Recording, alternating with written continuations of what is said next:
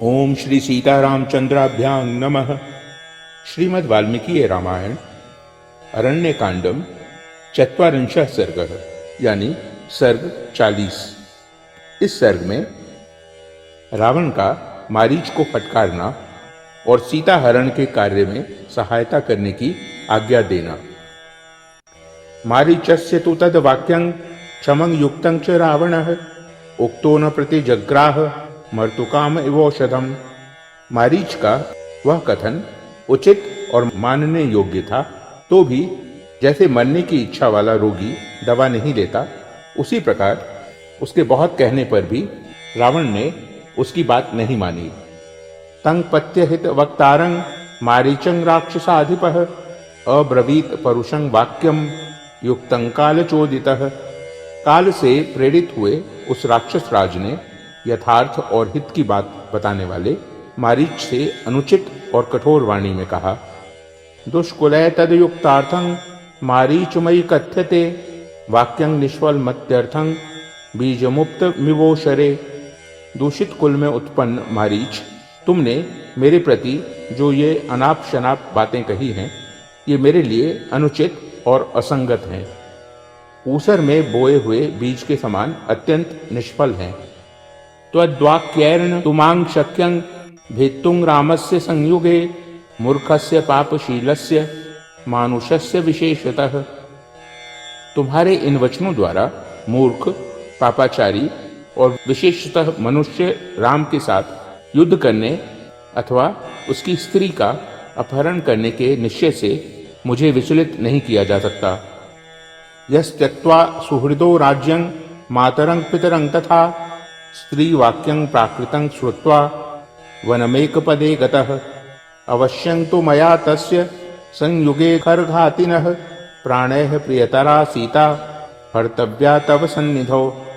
एक स्त्री कैकेयी के मूर्खतापूर्ण वचन सुनकर जो राज्य, मित्र, माता और पिता को छोड़कर सहसा जंगल में चला आया है तथा जिसने युद्ध में खर का वध किया है, उस रामचंद्र की प्राणों से भी प्यारी भार्या सीता का मैं तुम्हारे निकट ही अवश्य हरण करूंगा। एवं में निश्चिता बुद्धिर हृदि मारीच विद्यते न व्यावर्तयितुं शक्या सेन्द्रैरपि सुरासुरैः। मारीच, ऐसा मेरे हृदय का निश्चित विचार है, इसे इंद्र आदि देवता और सारे असुर मिलकर भी बदल नहीं सकते। दोषं गुणं वा संपृष्ट स्त्वमेवं वक्तुमर्हसि अपायं वा उपायं वा कार्यस्यास्य विनिश्चये। यदि इस कार्य का निर्णय करने के लिए तुमसे पूछा जाता, इसमें क्या दोष है, क्या गुण है, इसकी सिद्धि में कौन सा विघ्न है, अथवा इस कार्य को सिद्ध करने का कौन सा उपाय है, तो तुम्हें ऐसी बातें कहनी चाहिए थी। संपृष्टेन तु वक्तव्यं सचिवेन विपश्चिता उद्यतांजलिना राज्ञो च इच्छेद भूतिमात्मनः।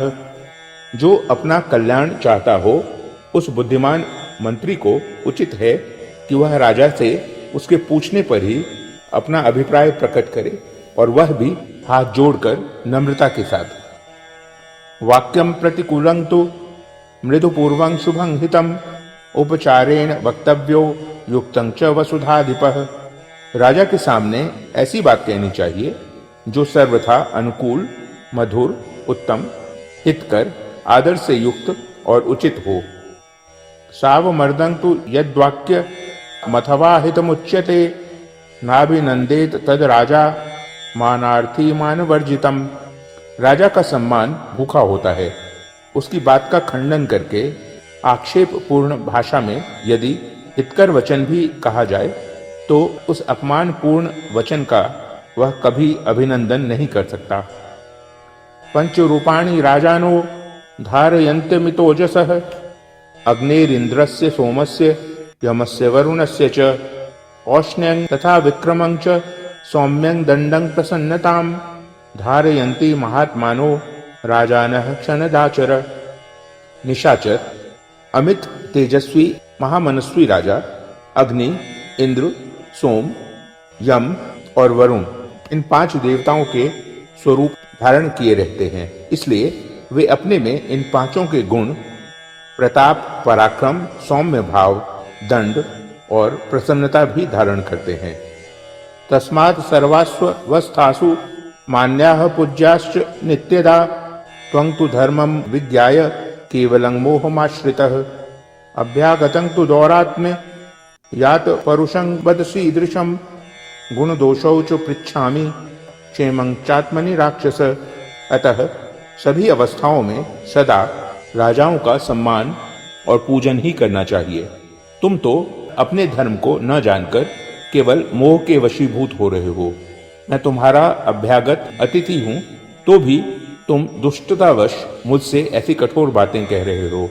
राक्षस, मैं तुमसे अपने कर्तव्य के गुण दोष नहीं पूछता हूं और न यही जानना चाहता हूं कि मेरे लिए क्या उचित है। मयोक्तमपि चेतावत् त्वां प्रत्यमित विक्रम अस्मिंस्तु स भवान कृत्ये साहाय्यं कर्तुमर्हसि। अमित पराक्रमी मारीच, मैंने तो तुमसे इतना ही कहा था कि इस कार्य में तुम्हें मेरी सहायता करनी चाहिए।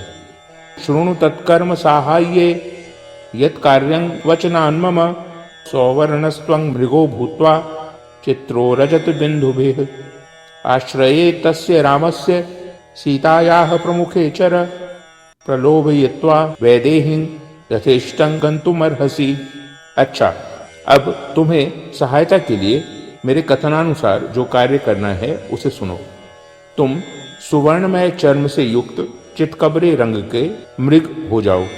तुम्हारे सारे अंग में चांदी की सी सफेद बूंदें रहनी चाहिए। ऐसा रूप धारण करके तुम राम के आश्रम में सीता के सामने विचरो। एक बार विदेही कुमारी को लुभाकर जहां तुम्हारी इच्छा हो उधर ही चले जाओ। त्वां ही मायामयं दृष्ट्वा कांचनं जात विस्मया आनयन मिति क्षिप्रं रामं वक्ष्यति मैथिली। तुम मायामय कांचन मृग को देखकर मिथिलेश कुमारी सीता को बड़ा आश्चर्य होगा और वह शीघ्र ही राम से कहेगी कि आप इसे पकड़ लाइए। अपक्रांते च काकुस्थे दूरं गत्वाप्युदाहर हा सीते लक्ष्मणेत्येवं रामवाक्यानुरूपकम्। जब राम तुम्हें पकड़ने के लिए आश्रम से दूर चले जाएं, तो तुम भी दूर तक जाकर श्री राम की बोली के अनुरूप ही ठीक उन्हीं के स्वर में हा सीते हा लक्ष्मण कहकर पुकारना।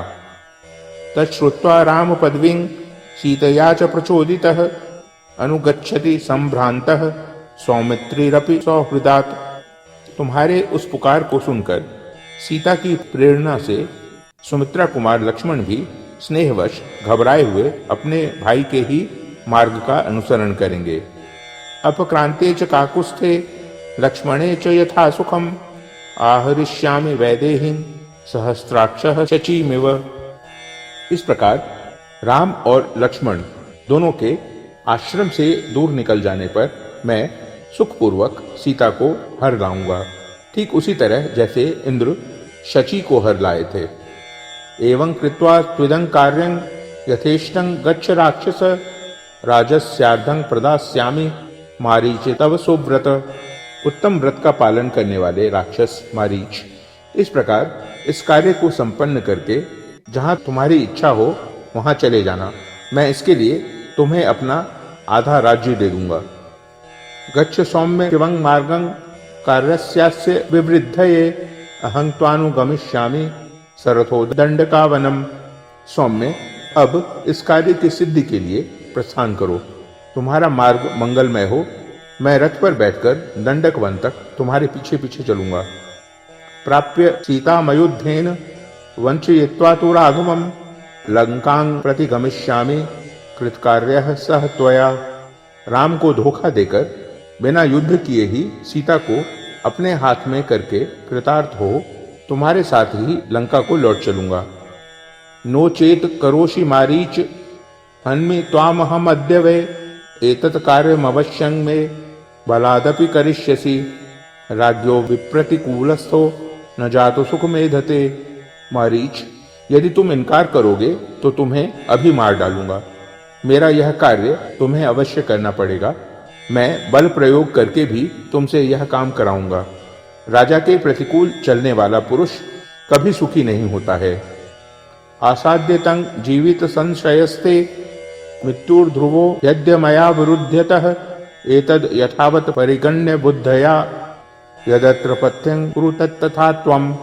राम के सामने जाने पर तुम्हारे प्राण जाने का संदेह मात्र है, परंतु मेरे साथ विरोध करने पर तो आज ही तुम्हारी मृत्यु निश्चित है। इन बातों पर बुद्धि लगाकर भली भांति विचार कर लो, उसके बाद यहाँ जो हितकर जान पड़े उसे उसी प्रकार तुम करो। इत्याशे श्रीमद् रामायणे वाल्मीकिये आदि काव्ये अरण्यकांडे ४४ सर्गः। इस प्रकार श्री वाल्मीकि निर्मित आश रामायण आदि काव्य के अरण्य कांड में 40वां सर्ग पूरा हुआ। ओम।